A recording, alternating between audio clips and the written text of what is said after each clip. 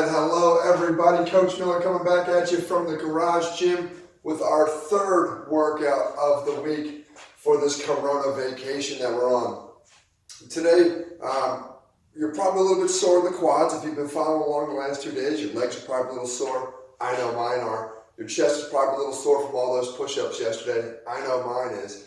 Today, we're going to work on a specific movement pattern called the hinge. A lot of us need practice with this, so we're going to do it in a nice controlled manner today.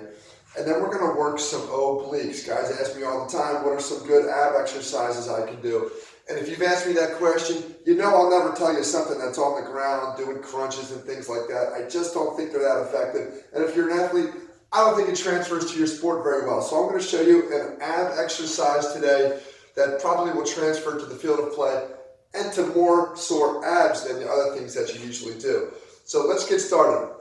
Our first exercise today, our workout's real simple too. We're just going to do 5 rounds of both of these exercises. 12 reps for the first one, 10 reps on each side for the second one. 5 rounds of that today. No real scoring, we're just going to get through it and practice our movement. Here's the first exercise. I want you to take your bag full of books. And in the first video I talked about the importance of having a flat side. That's going to come in handy today because there's a little bit of feedback you're going to get from a flat-sided backpack. So let's take it, it's going to face away from you. We're going to throw it on our back and we're going to hold it up here like this. Hold the straps over top of your shoulders. Don't put the bag on all the way. And what I want to see is the bag touching the top part of your back and the middle or lower part of your back. If you're taller like me, it might not get all the way down to your low back. But if you're a shorter guy, this thing will cover your whole back and it's going to give you some really good feedback. So here's what we're going to do. We're just going to do a static hinge. So we're going to, it's a dynamic hinge, but we're going to do it slowly.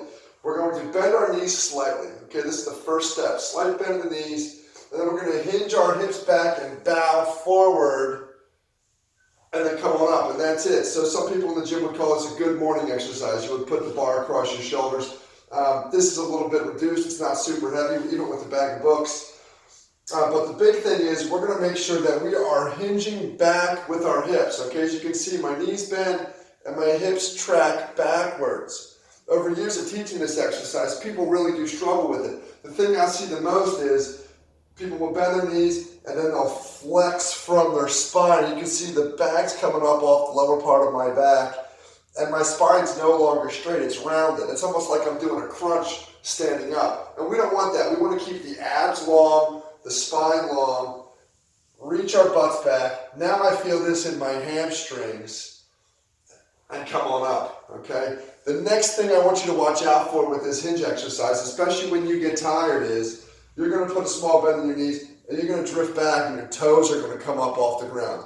To get ample stress on the hamstrings, make sure you're keeping your feet completely flat, and when you bow forward, your head and shoulders are out over top of your toes, not back here to the middle of your foot. So keep pressure on your toes and you'll feel that hamstring light up.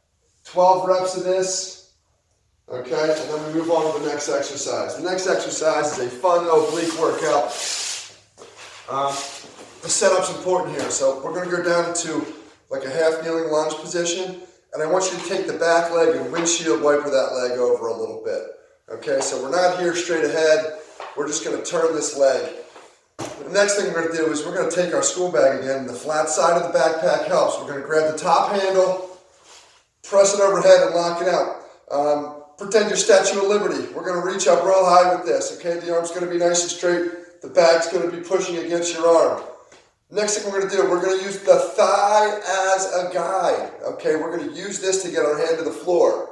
Okay, so I'm looking straight ahead. As I start the movement, I'm going to hinge again. I'm going to hinge my hips back. At that time, I'm going to turn my gaze up to my hand. This actually helps the movement.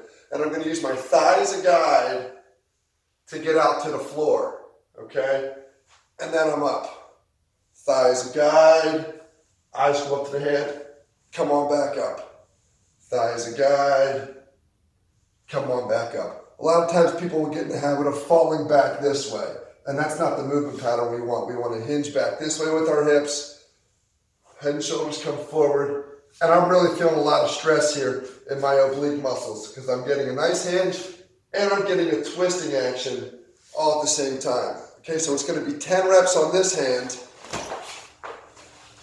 We're going to switch, windshield wiper the leg, and we're going to go thigh as a guide. And we've got 10 reps on this side. Okay? So 5 rounds straight through. Backpack hinges for 12. Okay?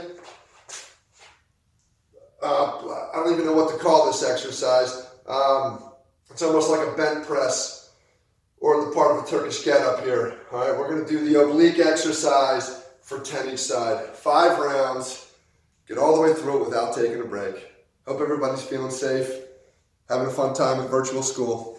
I'll see you guys tomorrow.